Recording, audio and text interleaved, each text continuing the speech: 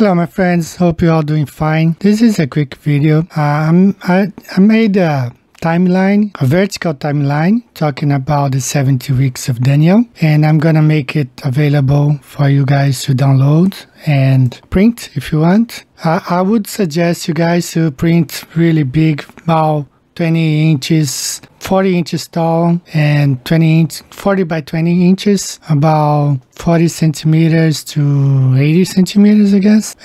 Because some of the letters are biblical passage here, it would be small if you print in a regular A4 or official letter size. I will print me one today. I'm gonna print real big. So I'm gonna break it down, and I call this timeline 70 weeks of Daniel, 490 years of extended mercy. And I will explain why. Israel had been really unfaithful to the Lord, and the Lord sent them to the exile in Babylon. But Daniel was praying, and the Lord gave them, the people of Israel, a second chance, and he gave to the people of Israel 70 weeks from that time of the decree by Artaxerxes to the Messiah. So I'm gonna break this down in a second video. I have a more detailed video coming about this subject. I just want to share with you this timeline that I'm making available for you guys to download. So let's look at this timeline in details, and why did I call it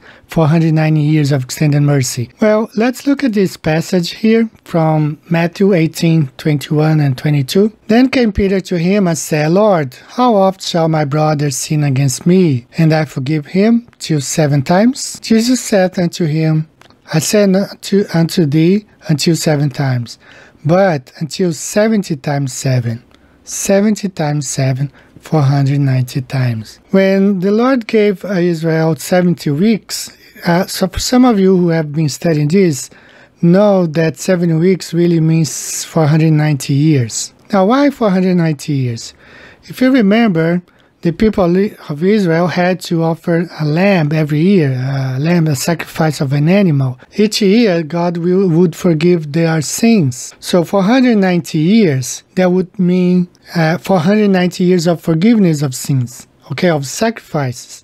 So basically, what God gave to Israel is what Jesus told us to do to our brother. 490 times. God forgave Israel 490 times, meaning 490 times of yearly animal sacrifice. Now, why is this important? And I do believe, this is not a new belief to me. I have uploaded a video about almost 4 years ago when I replied to one of Eric Dubé's video about Jesus. And I uploaded a video called Answer to Eric Dubé's video. And that video explains how the 70 weeks of Daniel, how it was fulfilled in 34 AD. So I'm going to break it down in this timeline here. So it's very important for you to understand this 490 times. So I started this timeline with the decree. You can check in Ezra chapter 7. And the prophets in Daniel 9:24, when the angel Gabriel, very important for you to remember, Gabriel, the angel, he spoke to Daniel about the 70 weeks, okay? And then he broke it down into 3 parts. The first part, from the decree until the temple being rebuilt in Jerusalem, that was the first 7 weeks of 49 years. And then, from the Jerusalem being rebuilt until the time of the Messiah, there would be 62 weeks or 434 years. Some of the people who knew the law, they counted the time from Jerusalem being rebuilt, they count 62 weeks. So they knew the time of the end was going to be when the Messiah was going to be anointed. First, you remember in Luke 1:26, angel, the same angel who spoke to prophet Daniel, he announced to Mary that she was going to have a baby. The same angel. And then when Jesus was brought to the temple in Luke, we see a passage where a man called Ananias, I think was his name, Ananias. And when he sees the babe Jesus, he said, For mine eyes have seen thy salvation, which thou hast prepared before the face of all people, a light to lighten the Gentiles and the glory of thy people Israel. So he knew it was the time that the 62 weeks was coming to the end and that the Messiah was going to be anointed. And by the time of John, when John was baptized, and there are also many passages where people were asking, are you the Christ? Are you the Christ?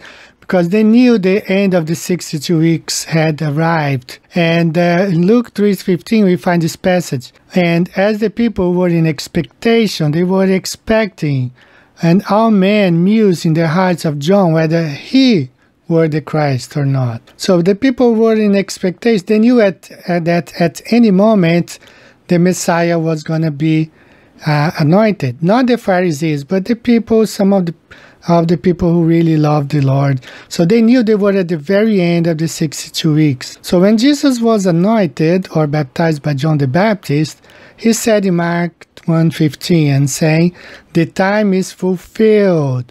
So this time fulfilled, it means the 62 weeks ended and the last week or the last 7 years was starting. So in 26 or 27 AD, Jesus was baptized, he was anointed.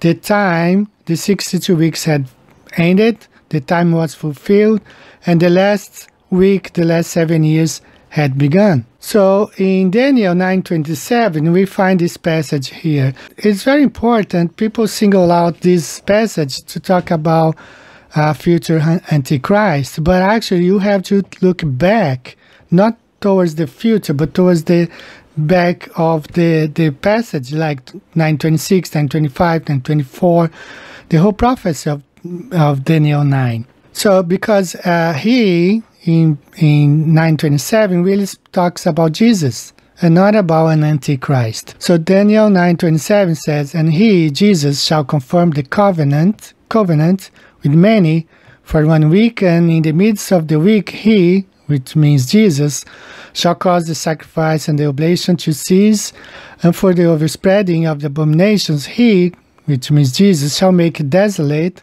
even till the consummation that the term shall be poured unto the desolate. This is how refers to Jesus. Remember, in Matthew 23:38, after he spoke to the Pharisees, he left the temple, he turned his back and said, behold, your house is left unto you desolate. Look, your house is left to you desolate. For I tell you, you will not see me again until you say, blessed is he who comes in the name of the Lord. Okay, so this is the desolation that he was speaking in Daniel spoke in Daniel 9:27, that Jesus was going to make the temple desolate. How? Because it would be no more necessary the blood sacrifice of animals.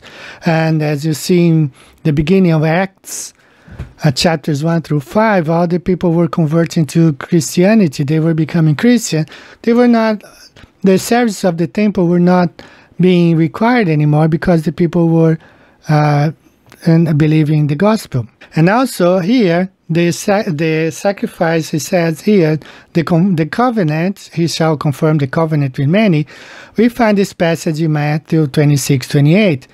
This is my blood, which seals God's covenant, my blood poured out for many for the forgiveness of sins. Exactly what it says here. And he, Jesus, shall confirm the covenant with many for 1 week, for this time here.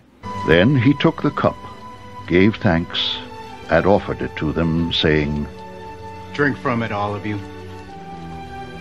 This is my blood of the covenant, which is poured out for many for the forgiveness of sins.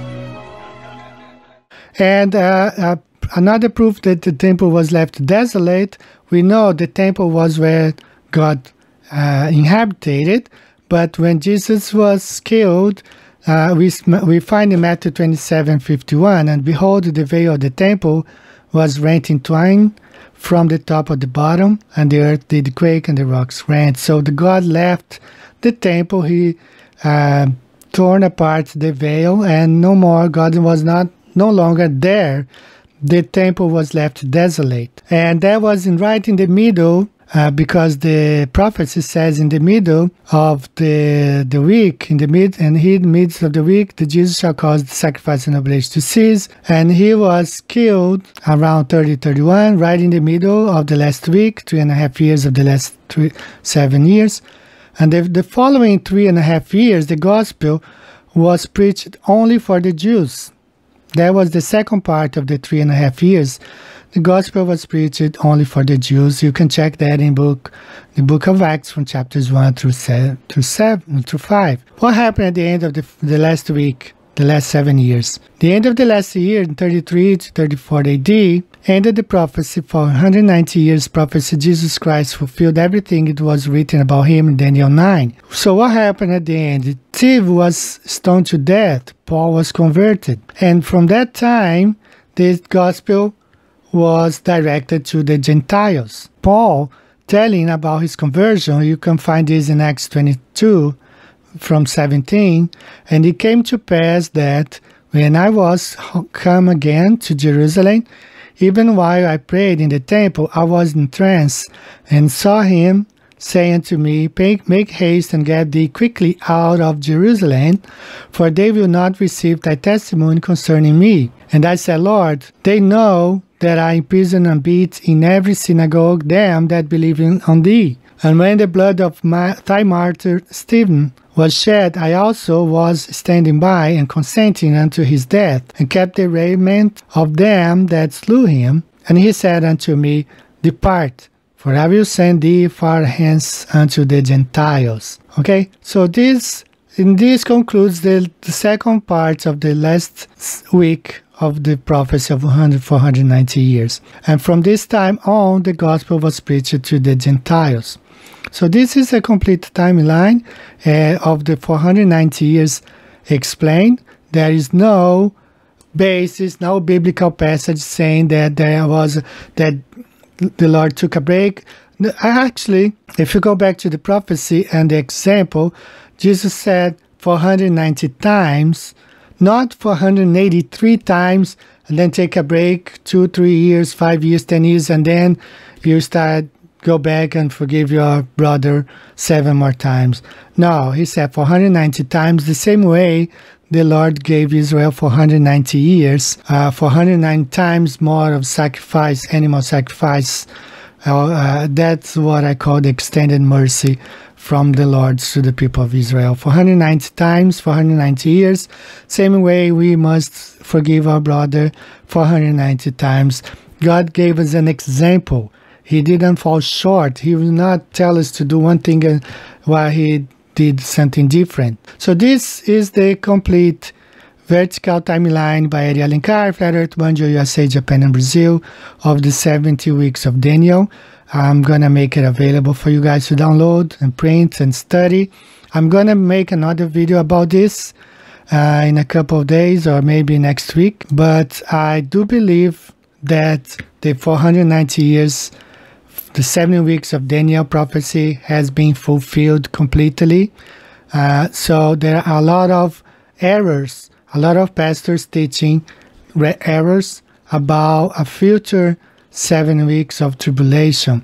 I myself believe it for some time, because when I first came to Christ, this is what is taught in church today. But remember, guys, this idea, picking out Daniel 9:27 for a future Antichrist, it was a Jesuit invention. Okay, the name I'm going to show here, the name of the guy who came up with this.